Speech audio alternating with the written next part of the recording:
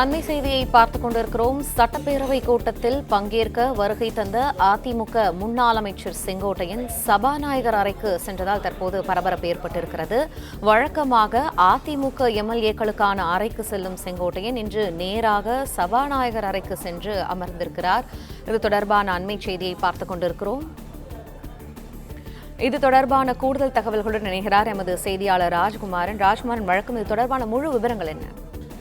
சட்டப்பேரவை வளாகத்திலே தொடர்ந்து இரண்டாவது நாளாக அதிமுகவினருக்கென இருக்கக்கூடிய அறைக்கு செல்லுவதை முன்னாள் அமைச்சர் செங்கோட்டையன் தவிர்த்திருக்கின்றார். அதிமுக சார்ந்தவர்களுக்கு எதிர்க்கட்சித் தலைவர் எடப்பாடி பழனிசாமி அவர்களுக்கு ஒதுக்கப்பட்டிருக்கக்கூடிய அறைதான் பொதுவாக அவர்கள் பயன்படுத்தக்கூடிய அறையாக இருக்கும். அனைத்து அதிமுக சட்டமன்ற உறுப்பினர்களும் அங்கு இருந்துதான் சட்டப்பேரவை நிகழ்வுகளில் எவ்வாறு பங்கேற்க வேண்டும், எதுபோன்ற கேள்விகளை எழுப்ப வேண்டும் என்பதற்கான வியூகங்களை வகுப்பார்கள்.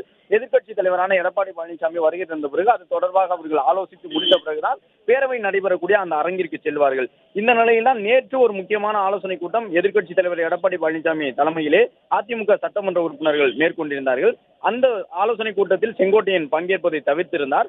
இந்த நிலையில் தொடர்ந்து இரண்டாவது நாளாக இன்றும் எதிர்க்கட்சித் தலைவர் எடப்பாடி பழனிசாமிக்கு ஒதுக்கப்பட்டிருக்கக்கூடிய அறையில் மற்ற அதிமுக சட்டமன்ற உறுப்பினர்களை போன்று செங்கோட்டையன் உள்ளே சென்று அமரவில்லை. செங்கோட்டையன் தனியாக சபாநாயகருக்கென இருக்கக்கூடிய அறையில் சென்று அமர்ந்து விட்டார். அதிமுக உறுப்பினர்கள் இருக்கக்கூடிய அவைக்கு அவர் செல்லவில்லை. அது மட்டுமல்லாமல் அதிமுக சட்டமன்ற உறுப்பினர்களுடன் அதிகமாக அவர் பேசவில்லை. அவை நடவடிக்கைகளில் பங்கேற்று இருக்கக்கூடிய செங்கோட்டையன் வழக்கமாக எதிர்க்கட்சித் தலைவர் எடப்பாடி பழனிசாமி, கொறடா வேலுமணி உள்ளிட்ட நிர்வாகிகளுடன் நெருக்கமாக அமர்ந்திருப்பார். அந்த முன்வரிசை இருக்கையிலே அவருக்குமான அந்த முன்வரிசையில் அமர்ந்திருப்பதன் காரணமாக அவர் சில முக்கிய விவாதங்களிலும் பங்கேற்பார்.